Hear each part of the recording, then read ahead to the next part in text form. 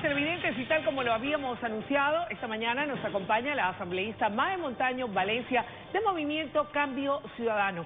Qué gusto que nos acompañe, Mae. Buenos días y bienvenida. Encantada de estar aquí, querida Luisa, en esta fecha tan especial. Mi saludo, mi homenaje a todos los guayaquileños, gente emprendedora, 484 años, yo creo que merecen una gran fiesta, así que un gusto estar acá. Bueno, y más que una gran fiesta, es importantísimo para quienes habitamos en el puerto principal poder conocer cuál es la autoevaluación que se hace una asambleísta en momentos tan importantes en donde el colectivo ciudadano demanda, por ejemplo, entre otros temas, la seguridad ciudadana. De allí que hay mucha expectativa en torno a reformas importantes como a aquellas que estamos esperando en el Código Orgánico Integral Penal. ¿Qué pasa con esos temas palpitantes que son del interés ciudadano, Mae? Tengo la sensación de que este año va a ser muy importante para esos temas. Estamos todavía en deuda con la ciudadanía. Y yo digo estamos porque finalmente somos integrantes de esa institución, pero no se ha construido todavía la agenda de prioridades. Sin embargo, yo creo que los temas económicos, los temas de seguridad, la lucha contra la corrupción y los temas de salud tienen que ser elementos que no pueden faltar en esa agenda de prioridades de este año. Así que esperamos que el presidente de la Asamblea, que es finalmente quien determina la agenda en cada sesión del Pleno, cuanto antes integre. Se pidió esta semana, un asambleísta de Guayas pidió que los temas de seguridad que estaban en un proyecto de ley separado se integren, porque en la mayoría son reformas al Código Integral Penal, que tienen que ver con las penas, con las formas como se definen las sentencias, que esos temas se integren al Código Integral, a esta reforma al Código Integral Penal, porque ya está en marcha. Entonces faltaría el segundo debate. Así que yo creo que pronto le daremos no solamente a los guayaquileños, sino al Ecuador en su conjunto buenas noticias sobre eso. Mae, ¿qué es lo que ha pasado hasta el momento? No obstante, no se puede desconocer que se ha querido dar un giro al tema de la Asamblea. En el pasado, 10 años atrás o 12 años atrás, porque lleva 2 años el gobierno del presidente Moreno, pensar en una tarea fiscalizadora del Congreso era un sueño, una utopía, una ilusión. Pero finalmente aquello se ha concretado, hemos visto luces y usted promovió, ha impulsado la necesidad de llevar a juicio político a la ex ministra de Salud, Verónica Espinosa. ¿Cómo anda ese tema? Para hacer un poquito de historia, hemos en cierta forma capitalizado este cambio que hubo en la estructuración de las fuerzas políticas y ya llevamos un juicio político, ¿no? Así es. Le hicimos al ex procurador Diego García y ahora estamos en este. Dicen que por ahí a lo mejor no es la doctora, pero vamos a decir la ex ministra Verónica Espinosa.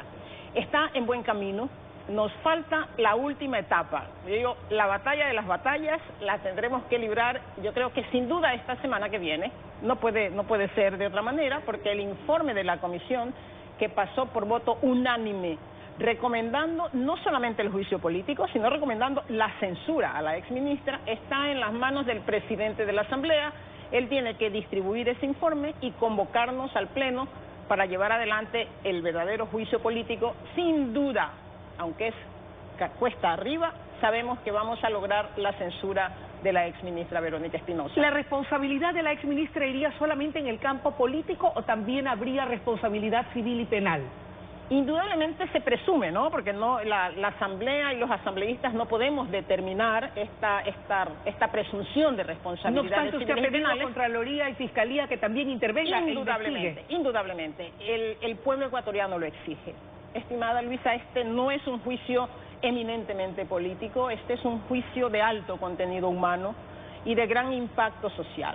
Así que no solamente vamos por la censura de una ministra que no solamente ha sido incompetente e ineficiente para resolver los graves problemas de la salud, sino que ha sido soberbia y vanidosa y ha afectado a grandes grupos de la población, a los más vulnerables y a los más pobres. Así que vamos por esas responsabilidades también y pedimos que Contraloría y que Fiscalía actúe.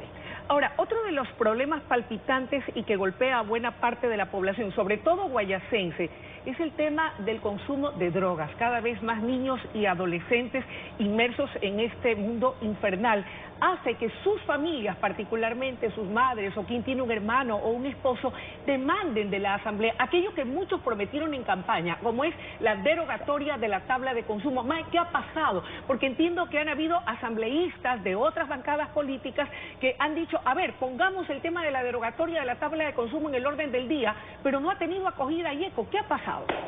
Hay mucha gente que defiende este tema, un tema que es indefendible. Cuando he tenido el gusto de visitar sectores populares de Guayaquil, yo he estado en el Guasmo Central, he estado en la Isla Trinitaria, he estado en otros sectores populares, y yo digo, te da un gusto sentir que las madres están preocupadas por sus hijos, pero te da un dolor saber que esa preocupación no tiene que ver con mis hijos tienen que educarse o la misma madre necesita un trabajo. No, esas preocupaciones están alrededor de mis hijos o los hijos de los vecinos o los hijos de mis familiares. Cada vez más pequeños están cayendo en el consumo de drogas. Lamentablemente. Y ahí vamos a tener que actuar de distintas maneras.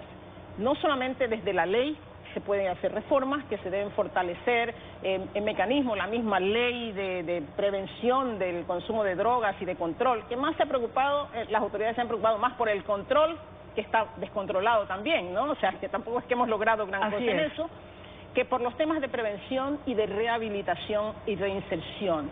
Hay que trabajar mucho, mucho, mucho. Guayaquil tiene una problemática difícil, ya lo ha dicho usted, pero también Quito, pero también Esmeraldas, pero también otras ciudades grandes tienen un problema similar y es un problema al que hay que prestarle atención. Y digo, desde lo legal, pero también desde políticas del gobierno. No hay políticas claras del gobierno.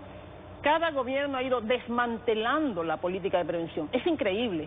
Y fueron inclusive desestructurando la articulación de las instituciones para trabajar en el área de prevención. Así que hay que ponerle atención en eso, hay que pedir que los gobiernos seccionales se involucren y que haya un trabajo conjunto entre los líderes de la comunidad, que son los que saben, los que conocen su sector, lo que necesitan, los gobiernos seccionales, el gobierno nacional y la Asamblea. La Asamblea no solamente para emitir estas leyes, sino también para controlar que esas leyes se cumplan. Hay que evaluar qué es lo que está pasando también con la aplicación de las leyes. Entre las preocupaciones del colectivo ciudadano, y muchos abrigan esperanzas de que en la Asamblea se pueda realizar la aprobación de leyes importantes que les prodiguen de una u otra manera mejor trabajo, una mejor situación económica. De allí que entiendo el gobierno ecuatoriano se apresta en breve a poder enviar un proyecto de ley de reforma laboral, por un lado, y por otro lado, la ley de reforma tributaria. ¿Cuál va a ser la postura de Mae Montaño como independiente en el seno de la Asamblea Nacional? Y luego, para finalizar la entrevista, quisiera que me comparta un poco de este movimiento Cambio Social, que entiendo se está gestando, se está conformando, y quisiera ver cómo va ese proceso. Vamos por lo primero. Había dicho que una de las prioridades para este gobierno, para el gobierno que venga, para la Asamblea y para todas las instituciones que tienen que ver con el desarrollo económico y social, es la generación de empleo. Sin duda. Y esto que mantiene a la gente inestable, que mantiene a la gente preocupada, porque algunos lo han perdido, porque otros hace años que no tienen un seguro estable. Cuando decimos 6 millones de ecuatorianos en edad de trabajar no tienen un trabajo formal, eso no puede ocurrir. Y en ese grupo están fundamentalmente jóvenes y mujeres, así que la preocupación crece.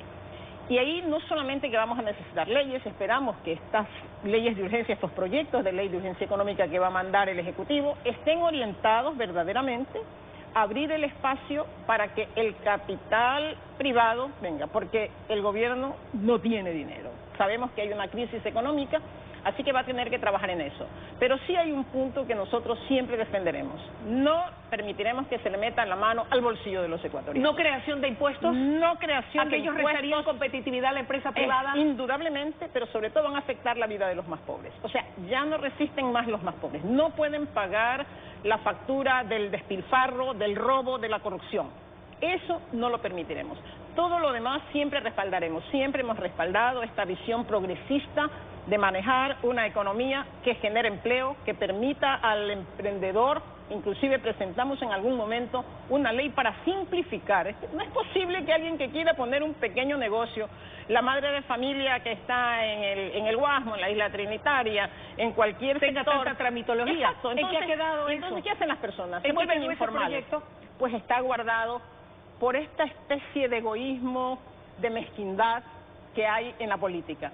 donde no se puede diferenciar lo que es un proyecto de gran impacto social, venga de donde venga, o si tú eres amigo o perteneces al grupo de poder. May, tenemos que cerrar la entrevista y yo quisiera que rápidamente me sintetice cuál es el espíritu o la esencia del movimiento Cambio Social y en qué etapa de su gestación o proceso se encuentra. Buscamos el cambio social y nos llamamos Cambio Ciudadano. Queremos un nuevo Ecuador, queremos un Ecuador que nosotros hemos acuñado una fórmula y le llamamos un Ecuador PSH2, productivo, seguro, humano y honesto. Porque eso es lo que tenemos que hacer, generar oportunidades para nuestra gente. Necesitamos seguridad porque es parte de la tranquilidad de la gente, pero necesitamos también un Ecuador que sea más humano, que piense en las personas con discapacidad, que piense en las personas de la tercera edad, más que tanto inclusivo. necesitan, mucho más inclusivo, Bien. mucho más humano, pero para eso tenemos que ser y tenemos que conseguir un Ecuador honesto. Así que esa lucha contra la corrupción es un factor muy importante en el grupo Cambio Ciudadano. Invitamos a toda esta gente que quiere una política nueva, distinta, porque ahí tiene que empezar el cambio. El cambio empieza en usted mismo, en usted ciudadano, que se vincule a la resolución de los problemas de su comunidad, de su barrio, de su ciudad, de su país. Así que vamos a conseguirlo a través del movimiento Cambio Ciudadano. Muchísimas gracias por su presencia esta mañana y por honrarnos con su visita. Muchísimas gracias, así que espero volver, querida Luisa, aquí Esta es su estaré casa. cuando sea posible. Siempre Muchas gracias. bienvenida. Amigos televidentes, ha sido la intervención de la asambleísta May Montaño Valencia. Ella es parte del movimiento Cambio Ciudadano. Ha estado presente esta mañana opinando sobre temas de coyuntura política muy importante, por cierto, y sobre la gestión que como asambleísta viene realizando desde el Poder Legislativo. Momento de una breve pausa y enseguida regresamos con mucho más desde la noticia Primera Emisión.